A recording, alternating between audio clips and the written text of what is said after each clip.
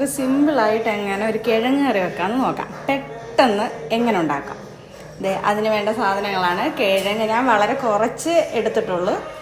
കിഴങ്ങ്, സവോള, ഇഞ്ചി, വെളുത്തുള്ളി, പച്ചമുളക്, വേപ്പില, ഇത്രയും സാധനം മാത്രം മതി. നമ്മളിത് കുക്കറിനകത്താണ് ഇന്ന് കിഴങ്ങ് കറി വെക്കാൻ പോകുന്നത്. അതിലോട്ട് നമ്മൾ എണ്ണ ചൂടാക്കി കടുകിട്ടു. ഇതിൽ വേണമെങ്കിൽ പരിപ്പും കൂടെ നിങ്ങൾക്ക് ചേർക്കാം. ഇതിലോട്ട് നമുക്ക് അരിഞ്ഞു വെച്ചേക്കുന്ന ഇഞ്ചി, വെളുത്തുള്ളി ഇത് രണ്ടും കൂടെ ചേർത്ത് ഒന്ന് ഇളക്കി കൊടുക്കാം.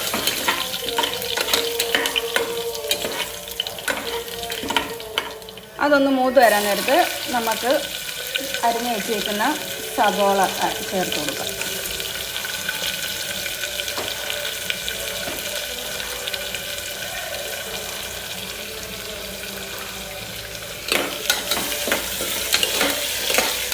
ഇനി നമുക്ക് മിച്ചമുള്ള കിഴങ്ങ്, പച്ചമുളക്, വേപ്പില ഇത്രയും കാര്യങ്ങളും ചേർത്ത് കൊടുക്കാം.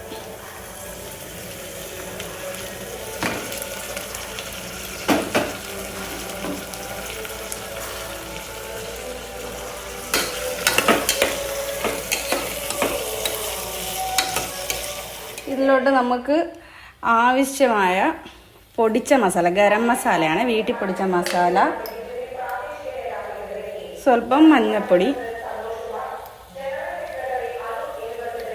ആവശ്യത്തിന് ഉപ്പ്, ഇത്രയും ചേർത്ത് നല്ലപോലെ ഒന്ന് മിക്സ് ചെയ്യുക. നമ്മുടെ കിഴങ്ങ് ഏകദേശമൊക്കെ ഒന്ന് റെഡിയായി. ഇനി ഇതിലോട്ട് നമുക്ക് ആവശ്യത്തിനുള്ള വെള്ളം ഒഴിച്ച് കൊടുക്കാം.